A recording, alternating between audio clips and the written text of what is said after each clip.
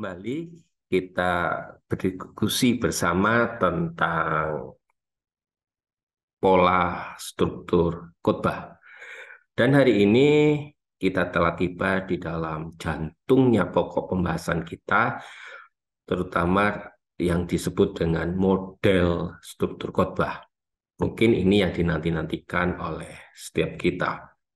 Dan model yang pertama yang akan saya sampaikan adalah model yang sering digunakan dan diajarkan di sekolah tinggi teologi atau sekolah Alkitab yang ada, atau tempat-tempat pelatihan preaching yang ada, yaitu 3-7 point atau polanya disebut juga PIA,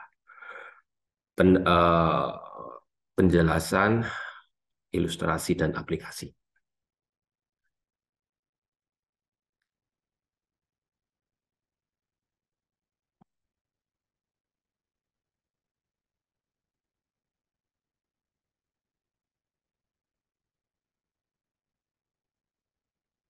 Model khotbah 3-7 point.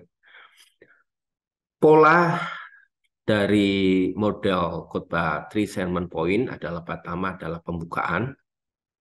Tentu isi dari pembukaan itu adalah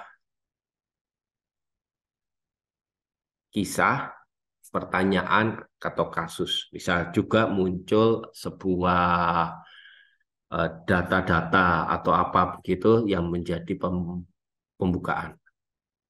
Kemudian tetapi setelah pembukaan adalah dia berisi tentang kalimat preposisi. Kalimat yang mulai menjelaskan tentang sebuah preposisi. Tujuan dari sebuah khotbah. Itu. Kemudian yang kedua dialihkan, kemudian adalah berisi tentang kalimat peralihan. Apa itu kalimat preposisi? Kalimat preposisi adalah tujuan intisari dari sebuah khotbah yang dirangkai dibentuk dalam satu khotbah, satu kalimat lengkap. Misalnya kita akan berbicara mengenai hal kekhawatiran yang diambil di dalam kitab Matius misalnya. Lalu kita mulai menyimpulkan bahwa kekhawatiran adalah hal yang tidak berkenan kepada Tuhan. Allah tidak mengkehendaki kekhawatiran. Maka kalimat peralihannya adalah ada 3 faktor yang menyebabkan kekhawatiran itu ada di tengah-tengah kehidupan kita. 3 solusi yang menjadi jawaban mengatasi kekhawatiran. Nah, itu di solusi itulah diselesaikannya. Oleh sebab itu kalimatnya terarah 3-7 point. 3-7 point ini tertuju atau terarah pada kalimat pertanyaan ini. Dan solusinya berupa poin atau bagian atau apa ya poin itu tadi. Poin pertama, poin kedua, poin ketiga. Saran saya setiap satu khotbah itu terdiri dari minimal 2 poin, maksimal 5 poin. Lebih dari itu tidak efektif. Mengapa? Mengingat daya rekam, daya ingat dari pendengar, dan juga waktu tentunya. Akan lebih baik di dalam berbagai pengalaman itu bisa juga berupa berbentuk kata, misalnya BCA. Apa B-nya? B-nya adalah bersih, C-nya adalah cemas, A-nya adalah Allah. Nah, seperti kata-kata seperti itu yang akan menolong setiap pendengar bisa menyelesaikan, menangkap pesan atau solusi atau poin yang disampaikan oleh seorang pengkhotbah. Dan setiap poin itu terdiri dari 3 bagian.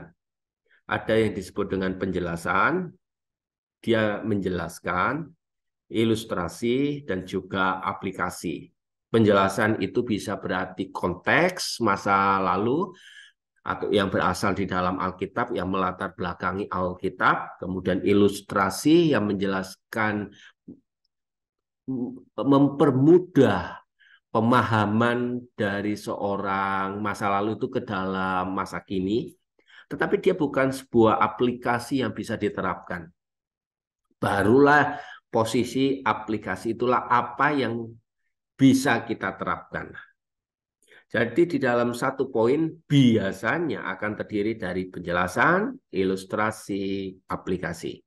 Ingat pada waktu kita mulai menyusun atau saya menjelaskan tentang bagian batang tubuh sebuah khotbah.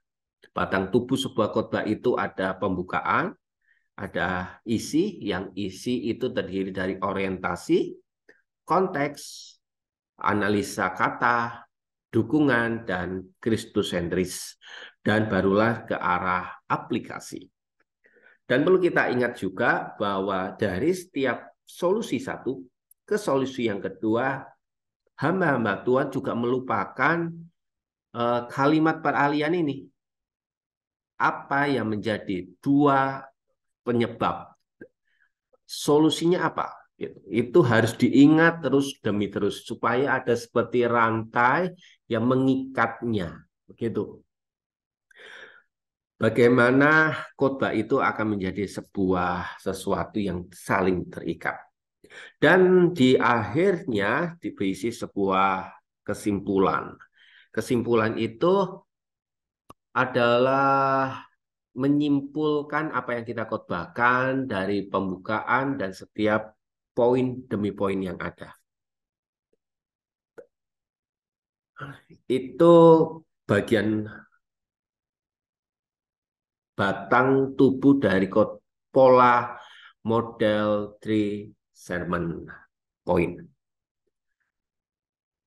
Ada kelebihan dan juga ada kekurangan tentunya di pola khotbah 3 sermon point ini. Apakah kelebihannya? Kelebihannya kita lihat sekali bahwa khotbah 3 sermon point ini terarah. Ada 1, 2, dan 3. Dia bersifat jelas, sistematis, dan juga logis ya, tentunya logis.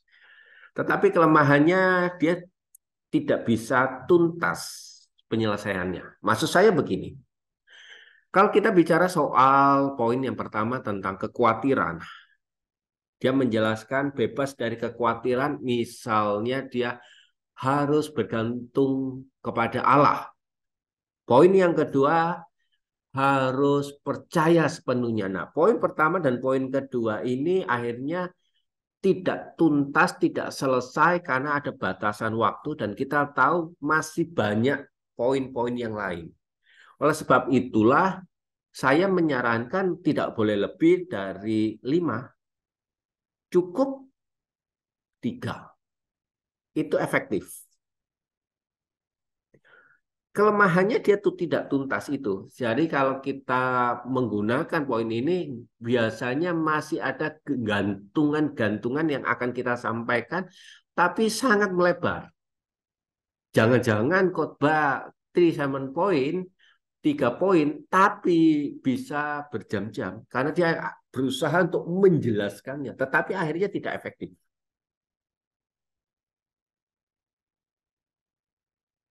Oleh sebab itulah kita harus berani memilah bagian mana yang harus kita ambil.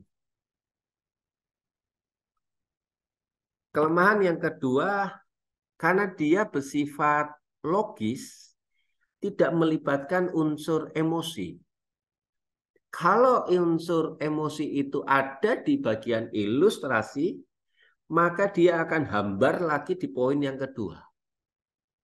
Poin yang ketiga. Oleh sebab itu, kalau kita ingin melibatkan unsur emosi, maka akan lebih mukul dia ada di bagian penutup.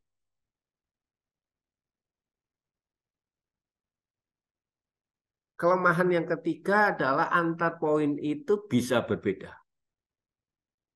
Karena rata-rata pola 3 sermon point ini menggunakan unsur induktif di dalam dia menjelaskan Alkitab. Bersumbernya bukan dari faktor luar Alkitab. Tentu bagian induktif dan deduktif Anda bisa melihat di pelajaran-pelajaran kita yang lalu.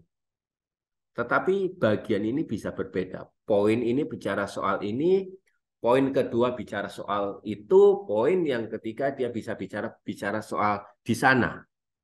Tetapi kita sambungkan, apalagi kalau 3 sermon point ini menggunakan pola metode topikal.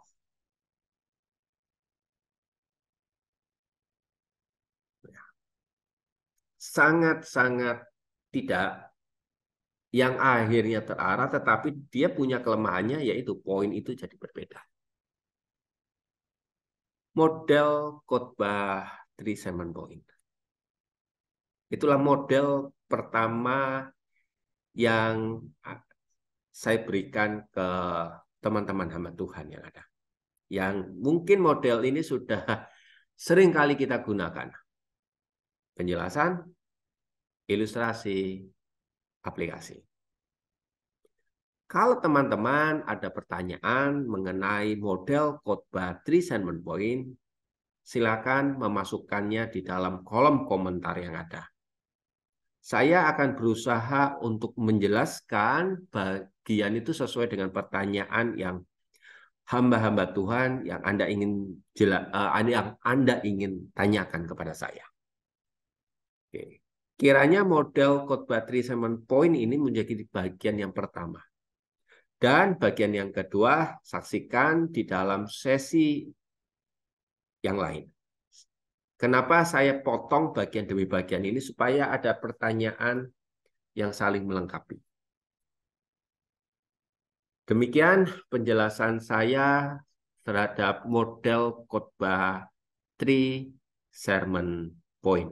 Nantikan di dalam model khotbah yang lain. Tuhan Yesus memberkati.